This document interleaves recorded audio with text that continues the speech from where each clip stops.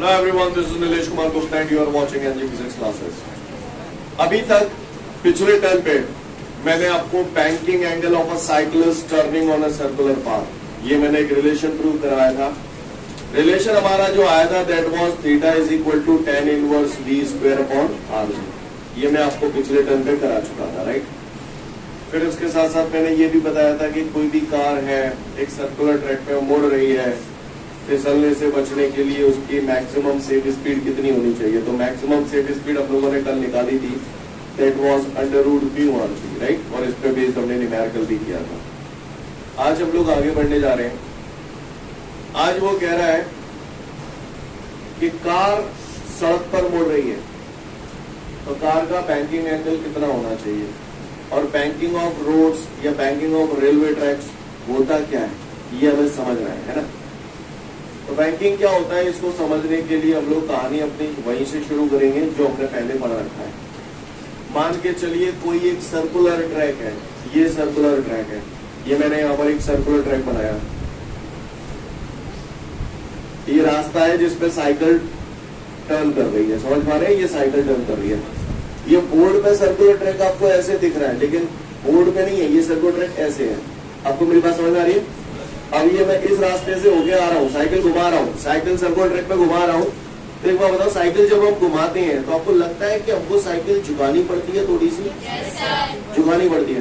तो आप मुझे बताओ अगर मेरी साइकिल ऐसे मुड़ रही है तो साइकिल मुझे इस तरफ झुकानी पड़ेगी या इस तरफ झुकानी पड़ेगी? इस तरफ झुकानी पड़ेगी.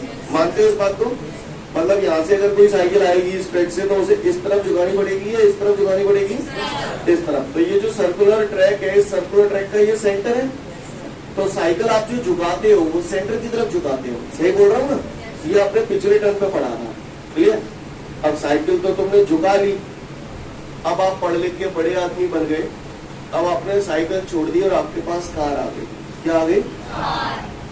तो कार भी अगर ऐसे ही सर्कुलर ट्रैक पे मोड़ोगे तो कार को भी झुका लोगे ऐसे है. क्यों? साइकिल तो झुकाई थी पर ऐसे कार नहीं झुक पाएगी. क्लियर है. लेकिन ये बात तय है कि कोई भी चीज अगर सर्कुलर ट्रैक पे मुड़ती है तो झुकाना तो उसको पड़ता है. क्लियर. अब साइकिल तो हम लोग झुका लेते हैं लेकिन कार हम लोग नहीं झुका पाएंगे. कोई सर्कस में तो नहीं हम लोग. सही बोल रहा हूँ ना. तो कार को हम लोग नहीं झुका पाएंगे पर झुकनी तो है, कार को भी झुकना है. लेकिन कार हम लोग नहीं झुका पाते, फिजिकली हम लोग इतने स्ट्रांग नहीं होते कि हम लोग कार को झुका पाए. सही बोल रहा हूँ ना. तो ऐसी सिचुएशन में हम लोग क्या करते हैं आप बताओ, कॉमन सेंस लगाओ. साइकिल आपने कैसे झुकाई थी? ऐसे झुकाई थी, ऐसे झुकाई थी. अब आपको कार झुकानी है. अच्छा, रोड पे कार चल रही है, कार रोड पे चल रही है, अब कार को ऐसे झुकाना है. तो बताओ सड़क के कौन से, एक बार बताओ, साइकिल जब ये उड़ रही है, ये उड़ नहीं रही, मतलब ये साइकिल चल रही है, ऐसे ही तो चल रही है. और ये क्या है?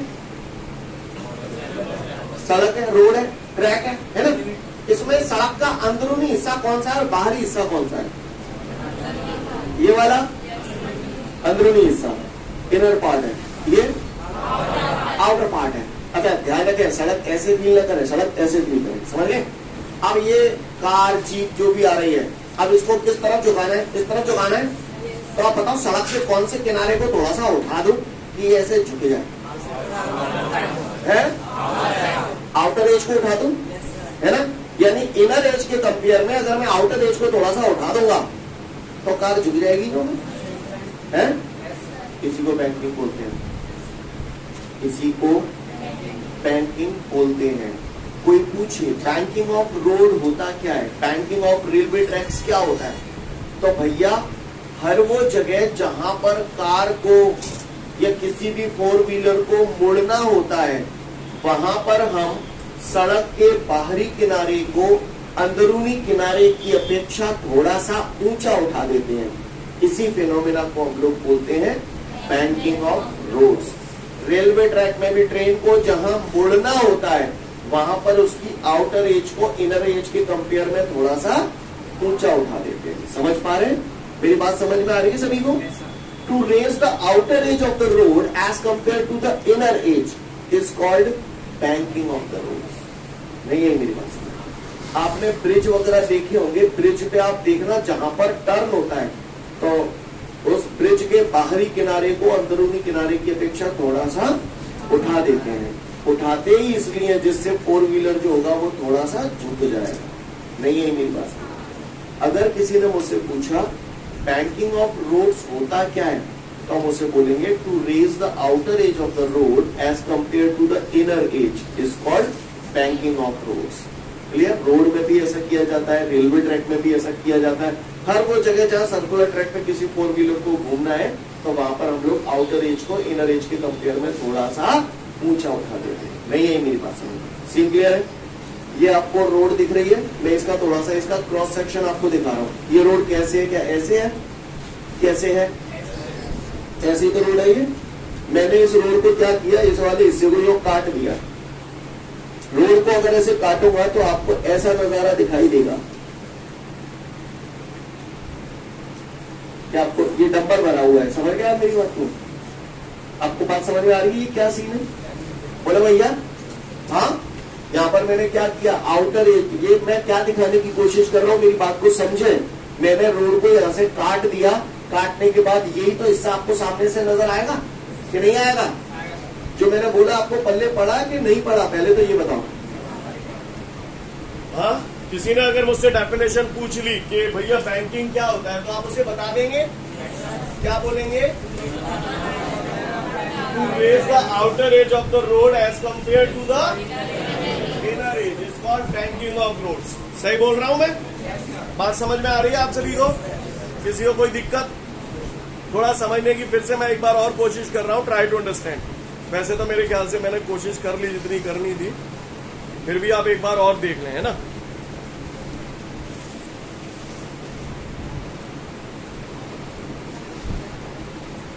ये देखिए आप, यही तो ट्रैक है, यही तो रोड है। अब ये रोड, मैंने ये रोड बनाने की कोशिश की, रोड ये है जिसपे गाड़ी चल रही है, वो ऐसे है।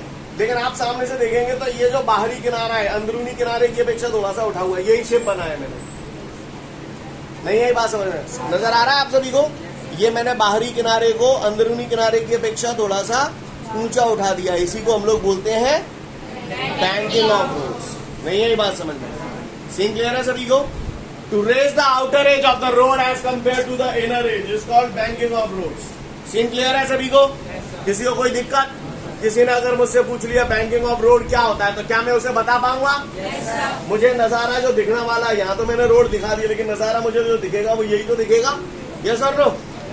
तो मैं पूरा डेरिवेशन करने जा रहा हूँ, ट्राई टू अंडरस्टैंड एवरीवन।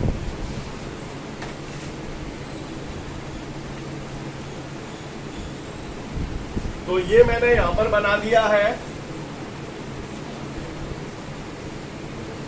क्या है ये मैंने एक सर्कुलर ट्रैक बनाने की कोशिश की है। क्लियर? जैसा कि मैंने भी दिखाया था। ये कैसे सर्कुलर ट्रैक है, कैसे है, ऐसे करके यूं करके, समझ गए?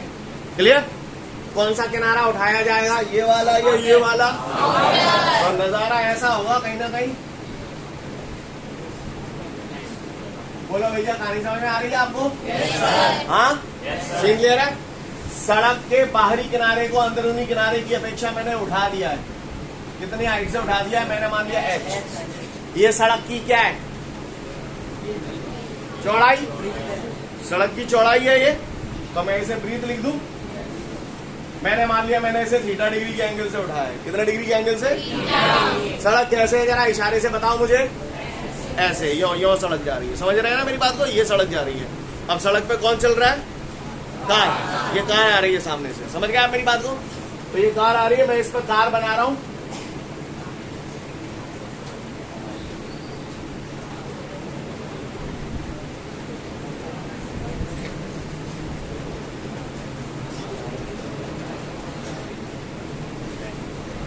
कार दिख गई आपको? बताओ, ये कार ऐसे ऊपर चढ़ रही है या नीचे उतर रही है? हाँ, ये काफी ऐसे तोतन नहीं हो लगते ये या तो ऊपर चढ़ रही है या नीचे, ना ये ऊपर चढ़ रही है ना ये नीचे उतर रही है। ये तुम्हारी तरफ आ रही है कार। अगर ऊपर या नीचे चढ़ रही होती तो पहिया गोल होते। पहिया कैसे बनाए भैया? क्यों बनाए? नहीं आई मेरी बात है? क्योंकि कार सामने से आ रही होगी तो पहिया आपको ऐसे ही तो नजर आएंगे कि गोल नजर आएंगे। और तई मारे मैंने ये हेडलाइट बनाई है, नहीं आई बात समझ में? कार किसकी तरफ आ रही है? आंदो बच के रहना। यहाँ तक क्लियर है? क्या हुआ को परेशानी? हाँ भैया बोलो। mg कार का जो वेट है वो डाउनवर्ड डायरेक्शन में काम करेगा। सीन क्लियर है? क्या हुआ को परेशानी? ये जो सड़क है वो इसमें ये कौन सा फोर्स लगाएगी? Reaction force. क्लियर है? ये यार किसी न किसी का रिजल्टेंट है। किस किस का? इसका और इसका। यहां तक नजारा क्लियर है आप सभी को? काव्य को परेशानी? अच्छा, ये एंगल थीटा है तो ये एंगल भी थीटा होगा। अब आप बताओ, ये आर है, ये थीटा है तो ये आर कॉस, ये आर साइन थीटा। बोला भैया यहाँ तक नजारा क्लियर है सभी को? किसी को कोई दिक्कत? यहाँ पर वैसे टायर और रोड उनके बीच में फ्रिक्शन फोर्स भी लगेगा, लेकिन यहाँ पर हम लोग ये अज्यूम करके चल रहे हैं कि कार जिस सड़क पर चल रही है वहां पर किसी भी प्रकार का कोई फ्रिक्शन फोर्स नहीं लग रहा है, यानी ये फ्रिक्शन लेस सरफेस है। क्लियर? हालांकि इसके बाद हम लोग जो अगला क्वेश्चन करेंगे उसमें ये मान के भी करेंगे कि जब कार किसी फ्रिक्शनल पाथ पे चल रही है तो क्या होगा। कहानी समझ में आ रही है? अभी फिलहाल हम लोग जो कर रहे हैं वो कार एक ऐसी सड़क पर चल रही है जहां पर फ्रिक्शन फोर्स नेग्लिजिबल है या जीरो है। कहानी समझ में आ रही है? इसी वजह से मैंने यहाँ पर किसी भी प्रकार का कोई फ्रिक्शन फोर्स नहीं लगाया है। उम्मीद करता हूँ आप लोग मेरी बात को समझ पा रहे हो। सीन क्लियर है? हुए को परेशानी? अच्छा, अगर इतनी बात समझ में आ रही है तो गौर से देखिएगा। In equilibrium position, equilibrium position बोले तो बैलेंसिंग पोजीशन। बैलेंसिंग पोजीशन में आर कॉस थीटा काय के बराबर हो जाएगा? mg के बराबर हो जाएगा। तो ऐसे लिखो R cos theta is equal to mg। अच्छा, एक बात बताओ, इस सर्कुलर ट्रैक के सेंटर की तरफ कोई फोर्स लग रहा है? कितना? R sine theta. R sine theta centre की तरफ इशारा कर रहा है ना? और वो फोर्स जो सेंटर की तरफ लगते हैं उसे क्या बोलते हैं? Centripetal force. हाँ, तो यानी हमें सर्कुलर ट्रैक पे घूमने के लिए जो जरूरी सेंट्रीपिटल फोर्स चाहिए वो हमें काय से मिल रहा है यहाँ पर? और इंसान का जो वजन होता है वेट mg, वो काय से बैलेंस हो रहा है? आर कॉस थीटा से। कहानी समझ में आ रही है सभी को? तो ये मैंने लिखा R sine theta is equal to mv square upon R. Equation number 1, equation number 2। यहाँ तक किसी को कोई दिक्कत? तो बस अब कुछ बचा नहीं। Divide equation 2 by equation 1। LHS में LHS का डिवाइड करूंगा। स्टेप समझ में आया सभी को? RHS में RHS का डिवाइड करूंगा। क्लियर है सभी को भैया? m से m कट जाएगा, r से r कट जाएगा। Sine theta upon cos theta, tan theta is equal to, ये r नीचे आ जाएगा तो ये हो जाएगा v स्क्वायर अपॉन, या तो ऐसे याद कर लो, बैंकिंग एंगल ऑफ साइक्लिस्ट निकाला तो तब भी यही आया था, याद होगा। या फिर आप इसे ऐसे भी लिख सकते हैं, टेन को इधर ले आऊंगा तो ये क्या हो जाएगा? थीटा बराबर tan inverse v square upon R जी। यहाँ तक नजारा क्लियर है? किसी को कोई परेशानी? अगर यहाँ तक कहानी आपको समझ में आ गई है तो आगे की बात करता हूँ। अगर उसने पूछा banking, drive the relation for the banking angle of a cyclist, तो ये यहाँ तक आप कर देना पर्याप्त है। इस स्टेप के बाद ये कर देना। क्लियर है? कई बार वो ये भी बोल देता है कि जब कोई कार सर्कुलर ट्रैक पे घूम रही है तो इस बात को प्रूव करके बता दूं। ये प्रूव करने के लिए बोलता है ना, तो ये भी आप प्रूव कर सकते हैं। आप इधर आ जाओ। यहाँ तक समझ में आया? बचपन में हम लोगों ने सुना था tan theta is equal to perpendicular upon base. Yes or no? तो इस ट्राइंगल को गौर से देखो, ये एंगल थीटा है। Tan theta is equal to perpendicular कितना हुआ? और बेस कितना हुआ? तो टेन थीटा की जगह क्या लिख दूं? यहाँ तक स्टेप समझ में आ रहा है सभी को? पी को इधर ले जाऊंगा तो ये क्या हो जाएगा? I hope you understand guys. Clear है सभी को? बात समझ में आ रही है? तो 2 से 3 मिनट का समय दिया, फटाफट देख लें इसे।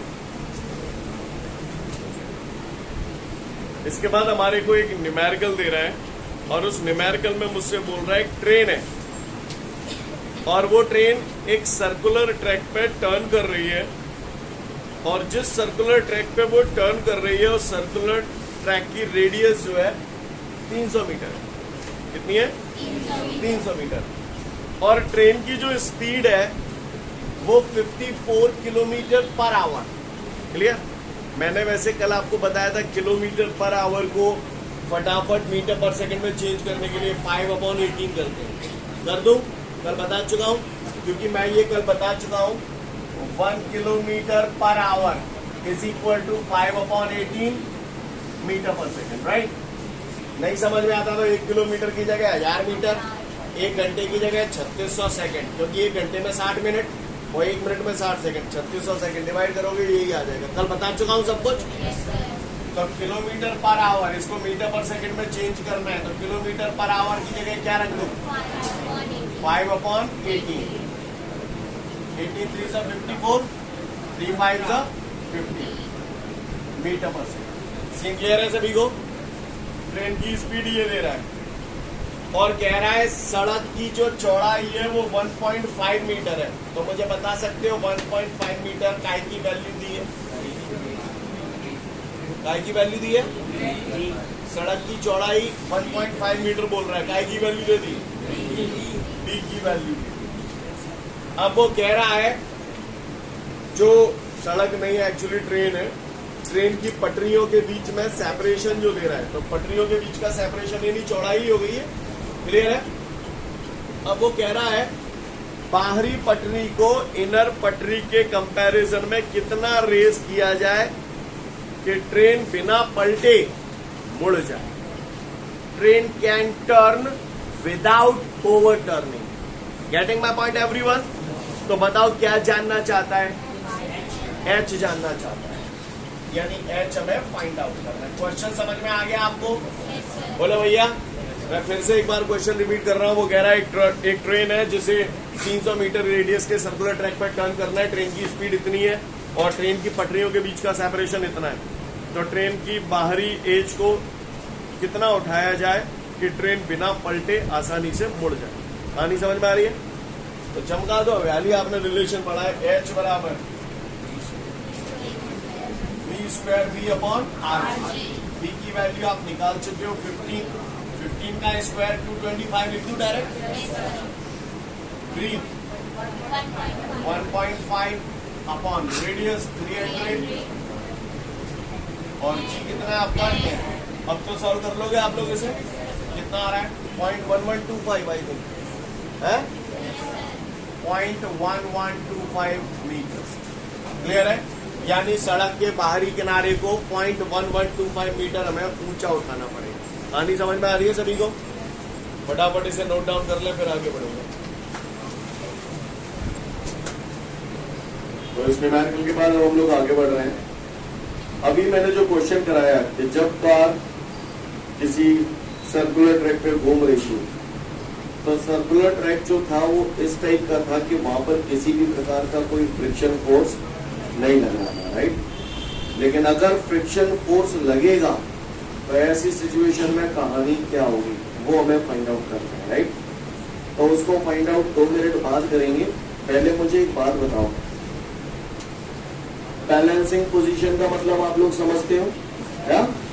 एक बात बताओ, ये एक ऑब्जेक्ट है, कुत्ता जालन खींच रहा हो 5 न्यूटन से, ठीक है, और बिल्ली इधर की तरफ खींच रही है 3 न्यूटन से, ठीक है। कुत्ता 5 न्यूटन से इधर खींच रहा है, बिल्ली 3 न्यूटन से इधर खींच रही है, चूहा भी इधर की तरफ ही खींच रहा है। अब आप मुझे एक बात बताओ, यहाँ पर चूहा इसे कितनी ताकत से खींचे कि ये ऑब्जेक्ट कहीं भी ना जाए, वहीं का वहीं रहे, बैलेंस से कहीं है। कौन सा कह रहे हो? ये 2 न्यूटन कौन सा कह रहे हो? ठीक है, सही है। समझ में आया 2 न्यूटन क्यों? मैंने नहीं बोला 2 न्यूटन, आपने बोला। आपने बोला कि अगर मैं ये चाहता हूं कि ये बैलेंसिंग पोजीशन में रहे, तो आपने बोला यहाँ 2 न्यूटन की ताकत लगाओ। तुमने 2 ही क्यों बोली? क्योंकि हमें मालूम है अगर हम ये चाहते हैं कि ये बैलेंसिंग पोजीशन में रहे, जे कितना नहीं जाए, तो इसके लिए ये जरूरी है कि ऊपर का फोर्स बराबर। अच्छा, तो इसे इक्वेशन के फॉर्म में ऐसे लिखूं, ऊपर का फोर्स बराबर नीचे का फोर्स। बोलो। अच्छा, ये तो नंबर थे तो आप झट से समझ गए।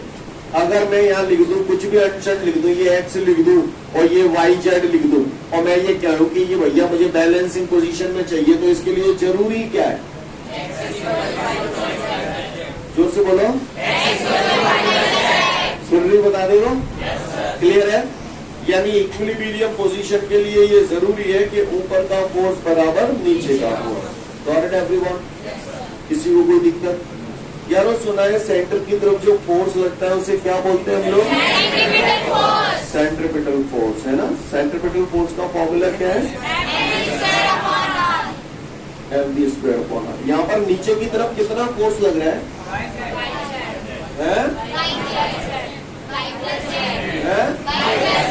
हाँ, y प्लस जेड।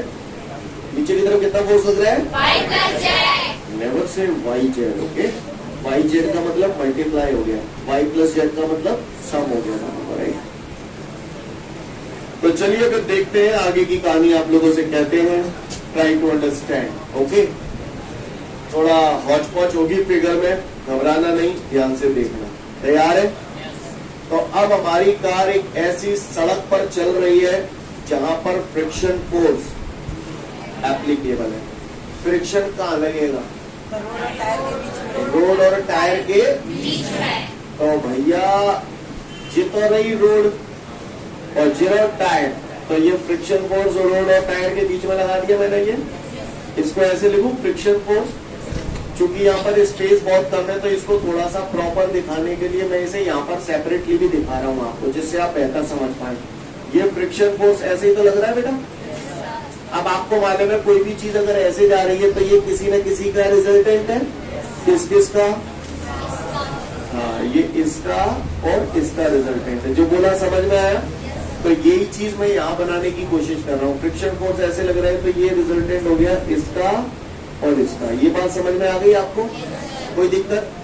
अच्छा, आप गौर से देखिए, ये वाली लाइन, ये लाइन दिख रही है आपको, फिर ये लाइन दिख रही है और फिर ये लाइन दिख रही है। ये एंगल अगर थीटा है तो मुझे बता सकते हैं ये कितना होगा? थीटा। ये वाला एंगल थीटा है, बोलो भैया। अब आप बताओ, ये एफ एफ है, ये थीटा है, तो ये F F. What about this? आप लोगों को समझ में आ रहा है? तो ये एफ एफ है, ये थीटा है, तो यहाँ लिख दूं ऐसे एफ एफ कॉस थीटा, इसको एफ एफ साइन। क्लियर है? कोई दिक्कत? जो फिगर मैंने यहाँ बनाया है उसको मैंने सेपरेटली इधर भी दिखा दिया है। आपको ऐसे दिखाने की जरूरत नहीं है, दिखा दे तो और अच्छी बात है, नहीं तो कोई दिक्कत नहीं है। सीन क्लियर है? कहानी समझ में आ रही है? तो भैया आप शुरू हो जाओ, जो भी करना है। डेरिवेशन लेंथी है तो आप लोग मुझे इशारे करते जाना, मैं केवल बोर्ड पे लिखूंगा, करना आप ही को है। तैयार है हम लोग? तो फिर वही कहानी, in equilibrium position. Equilibrium position को लिखो balancing position.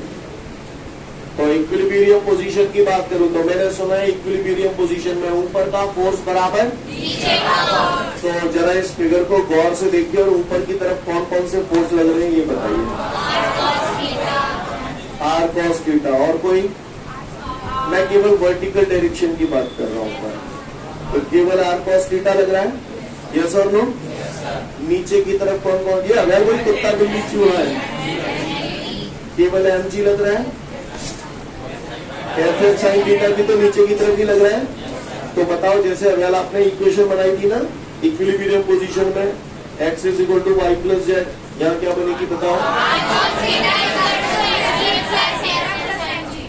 Are cos theta. ऊपर का फोर्स हो गया बराबर होता है नीचे के फोर्स के। तो नीचे जो फोर्स लग रहे हैं, एम जी लग रहा है कि एफ एफ साइन थीटा लग रहा है? तो ऐसे लिखूं, क्या गलत कर दिया मैंने भैया? इसको अगर इधर ले आऊंगा तो ये ऐसे लिख दूं, R cos theta minus F F sine theta बराबर एम जी। Equation number 1। कोई दिक्कत? अच्छा, मुझे सेंटर की तरफ जो फोर्स लगते हैं उसे क्या बोलते हैं? फिगर देख के मुझे ये बताओ, यहाँ सेंटर की तरफ कितने फोर्स लग रहे हैं? एक तो आर साइन थीटा, क्योंकि सर्कुलर ट्रैक का सेंटर यहाँ पे ही होगा, तो आर साइन थीटा भी सेंटर की तरफ इशारा कर रहा है। और कोई है? दोनों ही सेंटर की तरफ इशारा कर रहे हैं, यानी सेंटर की तरफ नेट फोर्स कितना लग रहा है? R sine theta plus F F cos theta, है ना? तो यहाँ लिखूं R sine theta plus F F cos theta. चूंकि ये दोनों ही फोर्स सेंटर की तरफ लग रहे हैं, तो इससे हमें क्या मिलेगा? M V square upon R, यानी कि centripetal force. Right guys? Step समझ में आ रहे हैं सभी को? Equation number 2। पढ़ जाओ आगे।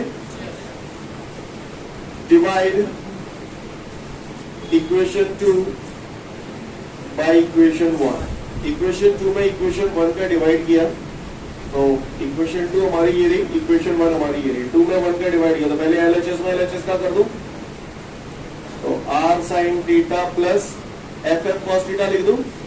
बोलो भैया, नीचे क्या लिखूं? बोलो। आप लोग प्रयास करोगे कि सारे प्रयास मैं ही कर लूं?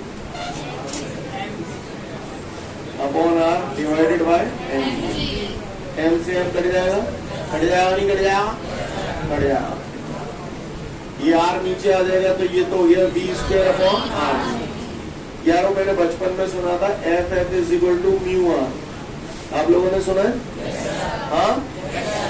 तो एफ एफ की जगह म्यू आर रखूंगा तो नजारा ये हो जाएगा, R sine theta plus mu R cos theta upon R cos theta minus mu R sine theta. Step clear है भैया सभी को? आर कॉमन आ रहा है ऊपर से, नीचे से भी कॉमन ले लूं। आर कॉमन आ जाएगा तो यहाँ बचेगा sine theta plus mu cos theta. नीचे से आर कॉमन ले लिया तो ये बचा cos theta minus mu sine theta. R R R जा रहा है V square upon. Scene clear है? आगे मैं ही करूंगी, आप कोशिश करना चाहेंगे? हैं? करोगे? नहीं करोगे? मैं ही कर लेता हूं, ठीक है? लिसन एवरीवन, यहां तक स्टेप सभी को क्लियर है?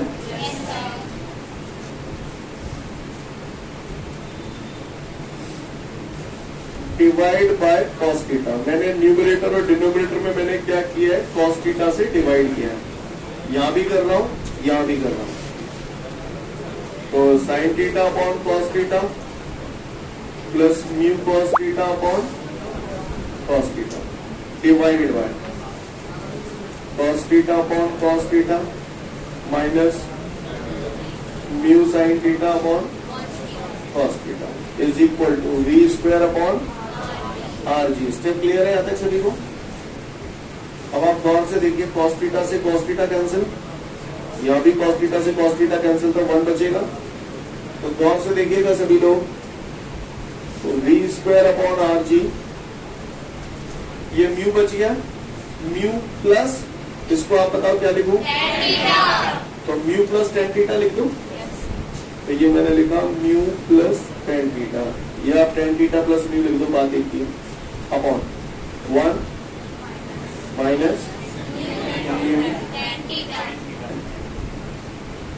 चल समझ में आया सभी को? बोलो भैया, कोई दिक्कत? अच्छा, आर जी को इधर ले आऊंगा तो ये नजारा हमारा इधर कर रहा हूं मैं, ठीक है? आर जी को इधर ले आऊंगा तो बेटा ये हो जाएगा V square is equal to R G mu plus tan theta upon 1 minus mu tan theta. देखो भैया बात समझ में आई? आर जी को इधर ले आऊंगा तो इससे मल्टीप्लाई हो जाएगा म्यू प्लस टेन थीटा से और अपॉन 1 माइनस। स्टेप समझ में आया सभी को? अब आप ही बता दो, अगर स्क्वायर हटाऊंगा तो इस पे क्या आ जाएगा? तो यही हटा दूं, तो ये मैंने हटा दिया और ये इस पर क्या आ गया, कैसे आ गया, कहानी समझ में आई सभी को? तो ये रिलेशन आ गया हमारा v बराबर under root R G mu plus tan theta upon 1 minus mu tan theta. Formula याद होना चाहिए, जब भी कार किसी फ्रिक्शनल इंक्लाइन पाथ पे चलती है तो फॉर्मूला ये आता है, v is equal to under root R G mu plus tan theta upon 1 minus mu tan theta. एक बात यहाँ पर ध्यान देने वाली है, थोड़ा ध्यान दीजिएगा आप लोग सभी लोग, लुक एट द बोर्ड। एक बात बताओ, अगर ये कार ऐसी सड़क पर चल रही होती जहां फ्रिक्शन फोर्स नहीं होता तो वहां फिर फॉर्मूला क्या बनता, जो इससे पहले अपन ने पढ़ा था, theta is equal to tan inverse B square upon R G, या ऐसे भी बोल सकता हूं tan theta is equal to B square upon R G. बोलो भैया, तो इससे भी वो आना चाहिए, है ना? पहले आप इतना पढ़ लो, फिर बताऊंगा कि वो कैसे आएगा। क्लियर? इतना देख लो, फिर आगे की बात करूंगा। तो जब कार किसी फ्रिक्शनल पाथ पे चलती है तो जो रिलेशन आता है हमारा, that is v is equal to under root R G mu plus tan theta upon 1 minus mu tan theta. Look everyone, तो हमने देखा हमारा जो रिलेशन आया v बराबर under root R G mu plus tan theta upon 1 minus mu tan theta. सही जा रहा हूं मैं? अरे भैया, अगर कार एक ऐसी सड़क पर चल रही होती जहां फ्रिक्शन फोर्स नहीं होता तो ऐसी सिचुएशन में कोएफिशिएंट ऑफ फ्रिक्शन कितना रखते? 0 रखते। बोले भैया, रख दो 0, म्यू की जगह 0 रखोगे और म्यू की जगह 0 रखोगे तो v बराबर आप बताओ क्या लिखोगे? ये तो 0 हो गया, तो केवल R G tan theta, yes or no, divided by ये म्यू 0 है, 0 का मल्टीप्लाई टेन थीटा से करूंगा 1 माइनस 0 अपॉन में 1 लिखना जरूरी है क्या? तो आप गौर से देखिए, ये वही फॉर्मूला आ गया जो आपने उसमें प्रूव किया था। आपने वहां ये प्रूव किया था, यही तो प्रूव किया था। ये और ये कोई अलग थोड़ी है, एक ही बात है। दिखाऊं? गौर से देखो, दोनों तरफ स्क्वायरिंग करूंगा तो ये ऐसे नहीं लिख सकता। बोलो भैया, आर जी को नीचे ले आए, बात तो एक ही, बस लिखने का अंदाज बदल गया। नहीं मेरी बात सुनो, यही तो है, सीन क्लियर है? तो यही चीज इसके बाद एक नोट में दी गई है, उस नोट को पढ़ लो, आप लोग समझ जाओगे। ठीक है, तो फिर आज के लिए पर्याप्त से फिर मिलते हैं। Thank you everyone, have a great day to all of you guys.